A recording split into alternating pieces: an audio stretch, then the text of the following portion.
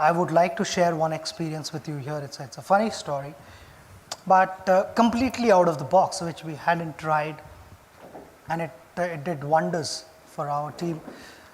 We were playing against New Zealand, and Chris Cairns was bowling. This was in India, in Mohali, so in your hometown. It was the ball was reverse swinging, and Chris Cairns was virtually beating us 2-3 times an over. I was batting with Rahul Dravid, so the main batters were batting. We'd like to believe that we were the main batters. And we were getting beaten, and we were sort of clueless because we couldn't see the shine. Sometimes the surfaces are such that it becomes a little difficult to figure out which side is the shiny side and which is the rough side. I expect all you guys to know what reverse swing is. Reverse swing is wherever the shiny side is, the ball starts to go in that direction. Even if the bowler wants the ball to go in the opposite direction, it will not go because of the imbalance and the surface of the ball. So Chris had started doing that, and I met with Rahul in the middle of the wicket, in the middle of the over. I said, I've got an idea. And he said, do you want to share it now or after the over? I said, I'll share with you after the over, but it can work. So Rahul said, okay, tell me now, what is your idea?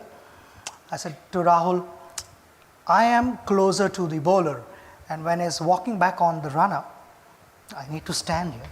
When he's walking back onto his run-up, I would be watching him closely, and I'd be watching the ball. Which side is the shiny side and which side is the rough side?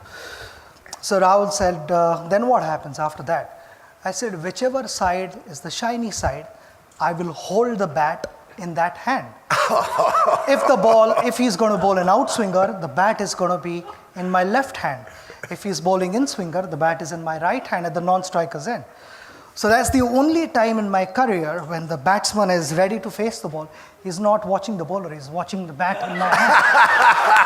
So he's very good. So Rahul is watching me, and suddenly, you see a couple of cover drives being hit for boundaries, and on drives passing, piercing mid-wicket and mid-on, and Chris is like wondering, these guys were getting beaten a couple of times every over, and suddenly I'm giving away a couple of boundaries. There's definitely something wrong. So all the fielders were watching me because I was, watching Chris and not Rahul. And normally, no batsman stands facing the bowler. He would be like facing the other batter. And then I would quickly change the bat, and by then they had sort of figured out that there is something fishy.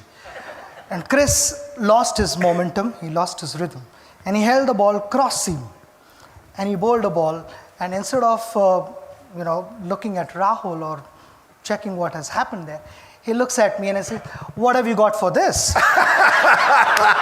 Chris didn't realize that I had also warned Rahul that if I don't know what is coming, I'm going to hold the bat in the middle.